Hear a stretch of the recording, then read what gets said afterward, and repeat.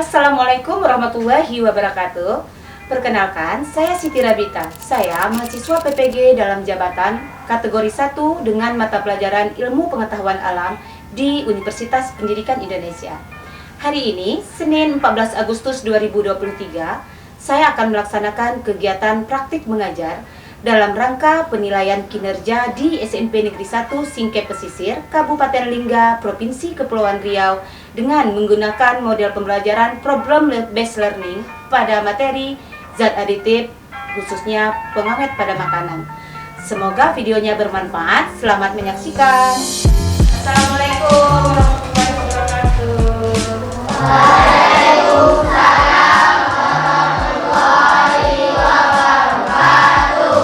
Bagaimana kabarnya hari ini? Baik. Sehat? Sehat. Alhamdulillah. Baiklah, seperti biasa sebelum memulai pembelajaran, ketua kelas tolong dipimpin doa dulu. Siap semuanya? Siap. Bersiap, berdoa mulai.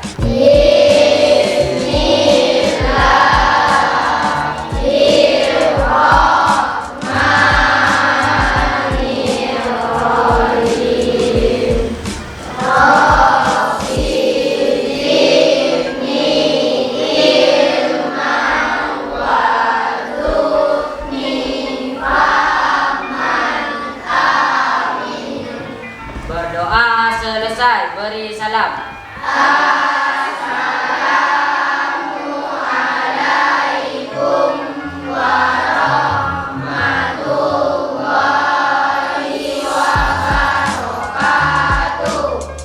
Waalaikumsalam warahmatullahi wabarakatuh. Baiklah, coba kalian lihat dulu di sekitar kalian, adakah teman kalian yang tidak hadir pada hari ini? Ada nak? Ada. Siapa? Sarul. Ada yang tahu Sarul kemana nak? Baik. Baiklah, sudah siap belajar hari ini? Ya. Nah, seperti biasa sebelum kita memulai pembelajaran, tolong berdiri dulu. Oke, mulai adik. Kita yel-yel dulu. Siap belajar IPA? Siap belajar IPA?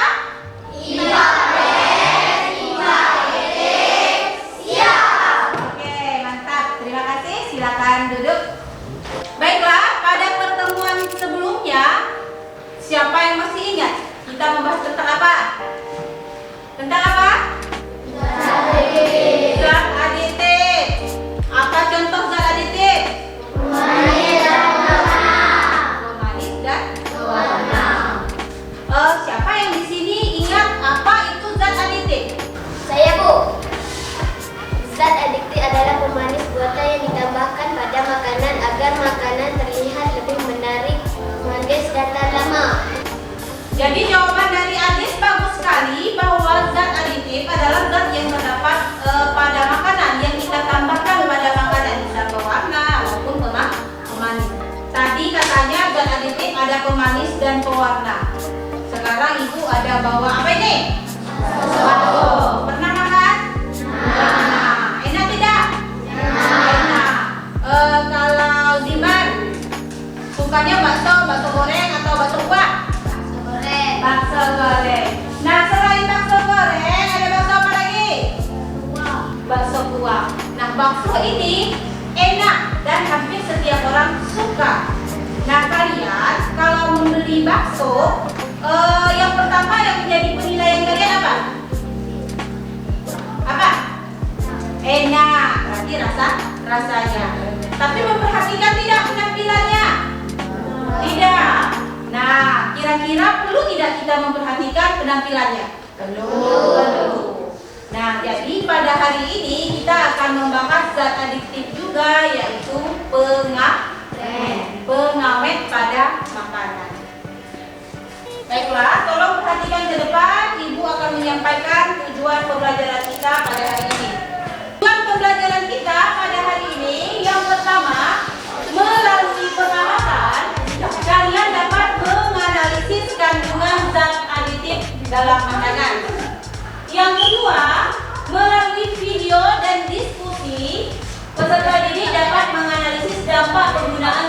gizi pengawet dalam makanan. Yang ketiga, melalui diskusi kalian dapat mencari solusi pengganti pengawet yang berbahaya pada makanan. Serta yang keempat, melalui pengamatan kalian dapat menyajikan informasi hasil analisis jenis bahan-bahan zat aditif pengawet yang dipakai dalam produk makanan. Nah, ini tadi tujuan pembelajaran kita pada hari ini. Selanjutnya Ibu akan menyampaikan apa saja yang akan menjadi penilaian kita pada hari ini ya. Jadi di dalam kegiatan kita hari ini Ibu akan melakukan beberapa penilaian. Di antaranya ada namanya tes kognitif, ada namanya tes keterampilan ya. Jadi itu Ibu nilai. Kognitif itu pengetahuan kalian, keterampilan kalian dalam melaksanakan praktikum nanti. Oke? Nah, sebelum memulai kegiatan pembelajaran hari ini, Ibu akan membagikan soal pretest terlebih dahulu ya. Tolong diisi.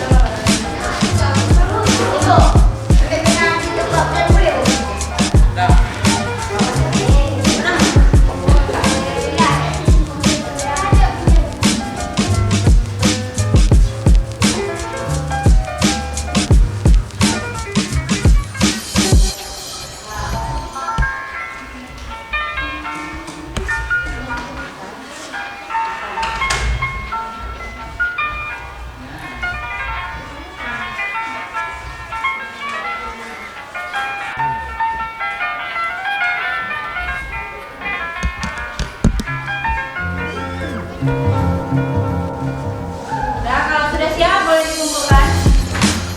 Siap, kumpulkan.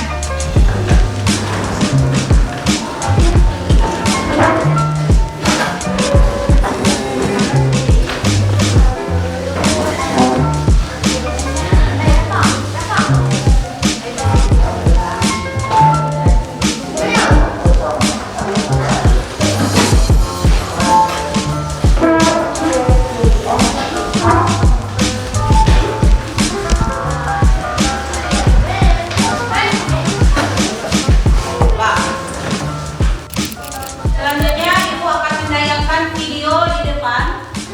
Tolong diperhatikan ya. Indonesia selalu tak terpisahkan Udah kelihatan ya? setiap hari ada saja Suaranya dengar? Nah, oke, tolong disimak. isi menjaga yang bergejolak bisa berdampak fatal bagi kesehatan karena mengandung virus.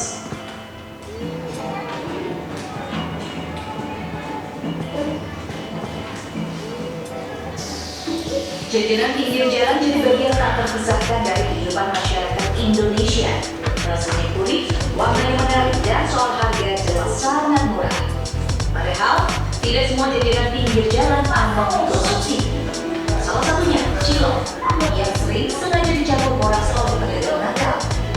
Tujuannya agar cilok semakin kenyal dan awet. Padahal boras atau natrium diborat bersifat toksik. Borak ini dia sifatnya dia diserap, kemudian tersimpan di dalam tubuh, terakumulasi di bagian organ ya, jadi di hati, di otak, dan juga di jantung. Nah, kalau dalam dosisnya sudah cukup tinggi ya, itu akan menyebabkan terganggunya sistem saraf pusat. Jadi sistem saraf pusat ini nanti gejalanya pusing, lemas, depresi, diikuti dengan mual, muntah, diare, ya, akhirnya koma, dan bisa juga hingga kematian. Cocok, bukan nama sebenarnya, adalah seorang pedagang cilok di kawasan Jakarta yang sengaja menggunakan boras. Alasannya, sejak pandemi penjualannya menurun drastis.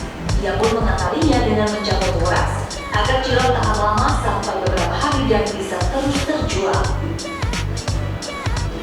Dalam satu hari ia bisa memproduksi 400 sampai 500 cilok. Sementara takaran boras yang ia campurkan tidak jelas. Penilaiannya ya mudah dirasakan juga gitu, udah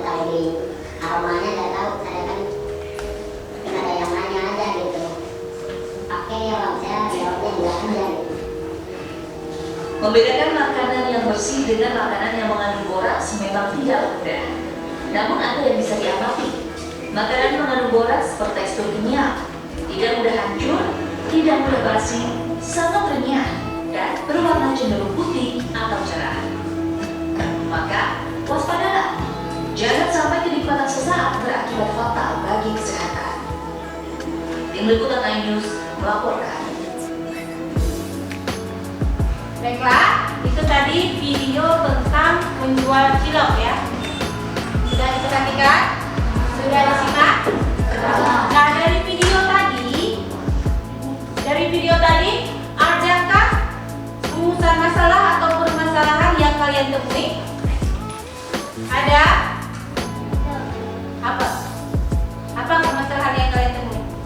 Bagaimana cara mengetahui adanya boraks pada makanan? Ya, bagus. Itu salah satu permasalahan yang ditemui di video tadi. Bagaimana cara mengetahui adanya boraks pada makanan? Ada lagi nak yang lain? Oke. Mengapa boraks digunakan menjual makanan? Permasalahan berikutnya, mengapa boraks digunakan menjual makanan? Nah, kalimat-kalimat seperti itu nanti akan kalian masukkan ke dalam rumusan masalah. Nah, sekarang silakan membentuk kelompok. Membentuk kelompok yang pertemuan kemarin ya. Silakan bentuk kelompok. Kelompok 1 di sebelah sana, kelompok 2, 3, dan 4.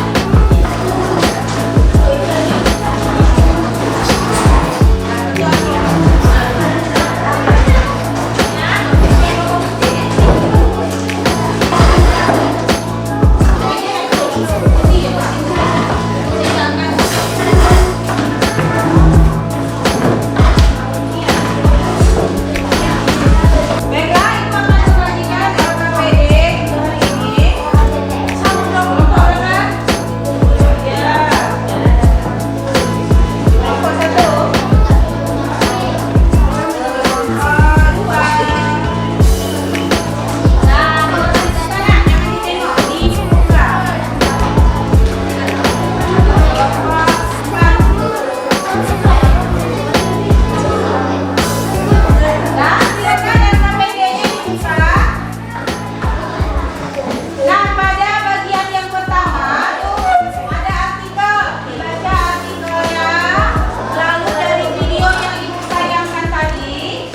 Nah, permasalahan-permasalahan yang kalian temui baik pada video, baik pada artikel, kalian tulis pada kolom rumusan masalah. Nah, silakan.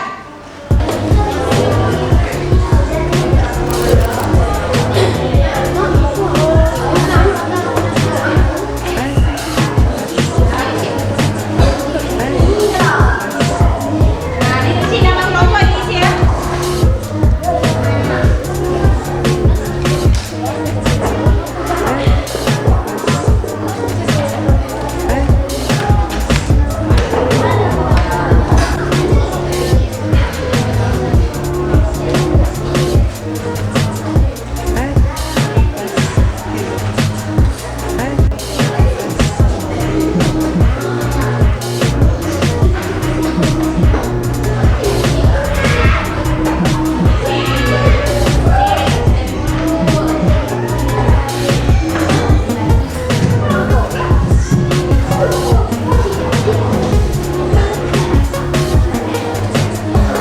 Baiklah, kalau sudah terisi kolom rumusan masalah beserta sudah dijawab beberapa pertanyaan di bawahnya, kita akan mulai melakukan pengamatan.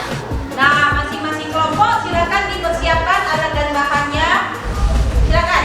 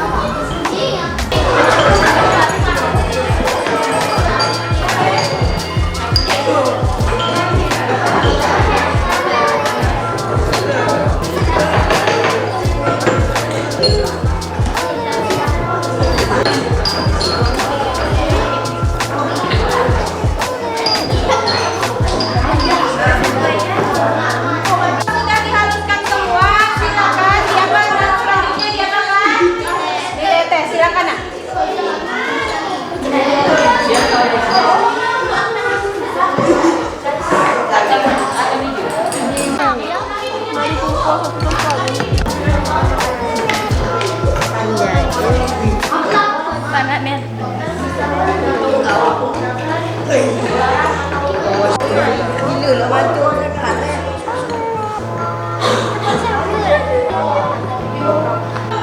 kalian, apakah terjadi perubahan warna atau tidak? Silakan diisi hasilnya pada tabel dalam LKPD ya.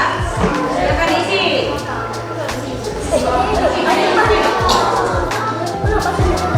Ini laporan kalian yang pada tabel pengamatan, silakan dipindahkan pada tabel yang sudah disiapkan. Masing-masing kelompok menulis hasil pengamatannya pada karton ya.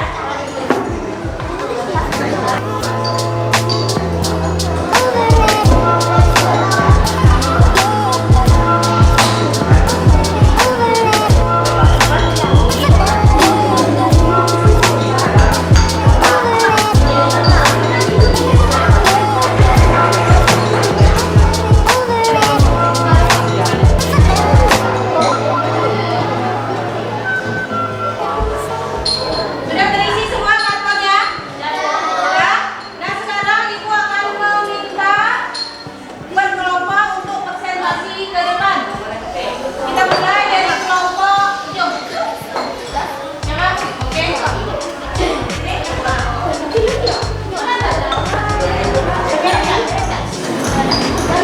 Assalamualaikum warahmatullahi wabarakatuh.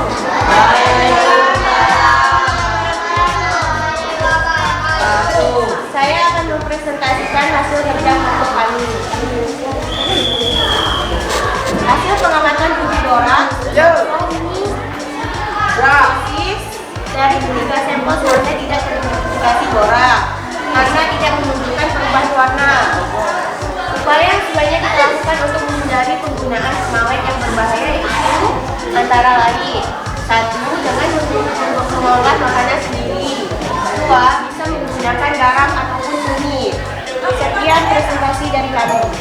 Baiklah, terima kasih. Tepuk tangan untuk kelompok 3. Selanjutnya silakan kelompok 4 presentasi ke depan. Bantu temannya, bantu menempelkannya.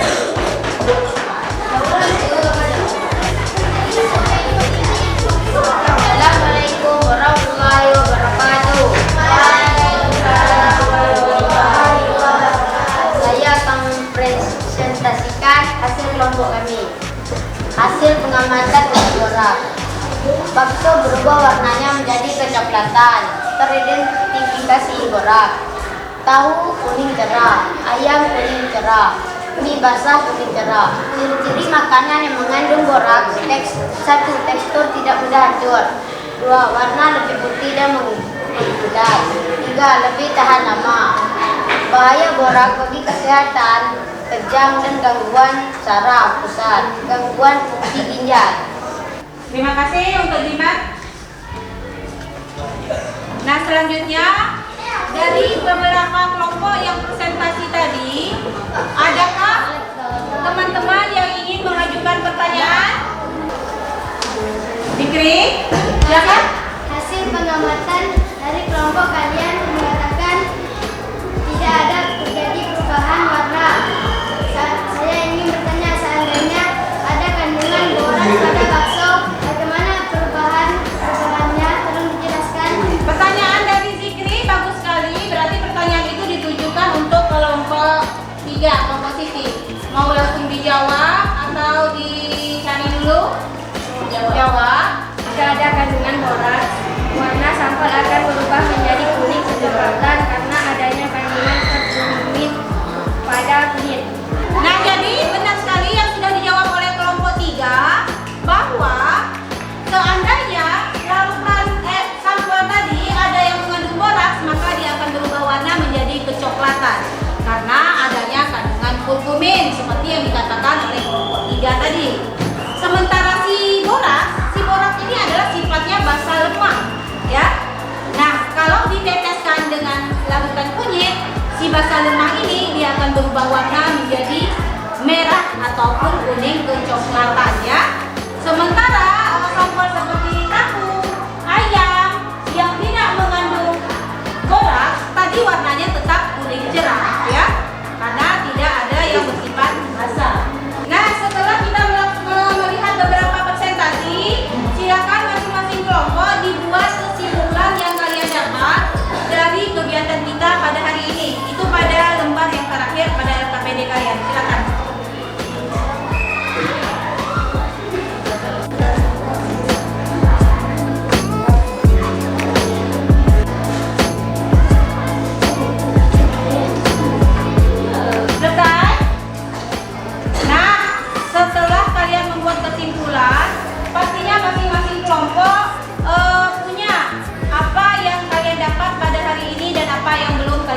menambahkan ya. Siapa di sini yang bisa menyampaikan kesimpulannya? Kesimpulan yang kami dapat dari pembelajaran hari ini bahwa zat aditif digunakan pada makanan berupa pemanis, pewarna, dan pengawet yang terdiri dari pengawet alami dan buatan. Boraks merupakan salah satu contoh pengawet yang tidak boleh digunakan pada makanan karena bisa menyebabkan gangguan saraf dan gangguan fungsi ginjal. Kita bisa menguji kandungan boraks dengan larutan kunyit. Nah, kesimpulan yang disampaikan oleh Ririn tadi sudah cukup lengkap. Hanya saja Ibu sedikit menambahkan. Jadi dari kegiatan kita hari ini, yang pertama kalian mengetahui bahwa selain pemanis dan pewarna, zat aditif itu ada lagi yang namanya pengawet ya. Nah, sama halnya dengan pemanis dan pewarna, pengawet juga terbagi menjadi dua. Ada yang alami dan ada yang buatan. Kalau pemanis alami, misalnya kita ingin menambahkan rasa manis pakai apa? Kalau pewarna yang alami, kita ingin berubah kue bolu warna hijau pakai apa? Nah, kalau pengawet, kita ingin awet, ibu nih beli ikan, lalu nggak jadi ibu masak supaya ikannya awet, pakai apa? Nah, jadi dari kegiatan hari ini kita sudah bisa membedakan pengawet alami dan buatan. Nah, sedangkan pengawet buatan tadi sudah ada satu kelompok yang mendapatkan hasilnya itu teridentifikasi boraks, yaitu pada bakso ya. Beli di mana baksonya? Baru sampai rumah gimana? Nah, jadi dengan melakukan kegiatan ini kita jadi tahu ternyata bakso itu tidak semuanya sehat, ya. Jadi jimat berhati-hati lagi, tapi tidak boleh marah-marah dengan orang yang jual, tapi dikasih tahu secara baik-baik. Sekarang apakah kalian siap untuk berhati-hati dalam memilih dan membeli makanan? Ya. Seandainya ingin makan bakso misalnya nih, bagaimana caranya? Dengan kunyit. Nah, jadi dengan mengetahui adanya kandungan boraks bukan berarti kita tidak boleh mengkonsumsi bakso ya, tapi kita hanya perlu berhati-hati dan kita bisa melakukan uji yang sederhana dengan larutan kunyit tadi karena adanya kandungan kurkumin pada kunyit sehingga itu bisa menjadi indikator kita dalam menentukan apakah makanan yang kita konsumsi mengandung boraks atau tidak. Dari kegiatan kita hari ini tentunya ada beberapa hal yang kalian dapat yang Ibu sebut dengan refleksi. Siapa di sini yang bersedia merefleksikan kegiatan kita pada hari ini? Saya, Bu. Baik, Dimar. Untuk pembelajaran hari ini, saya merasa sangat-sangat senang dan merasa mudah menyelesaikan serangkaian tugas dan kegiatan karena dikerjakan dalam kelompok dan adanya praktikumnya, sehingga saya mudah memahami cara menguji boraks pada makanan. Kegiatan uji beraksi sangat bermanfaat bagi kami dalam memilih makanan. Terima kasih Dimar. Baik, dari refleksi yang disampaikan oleh Dimar tadi, kita bisa merekap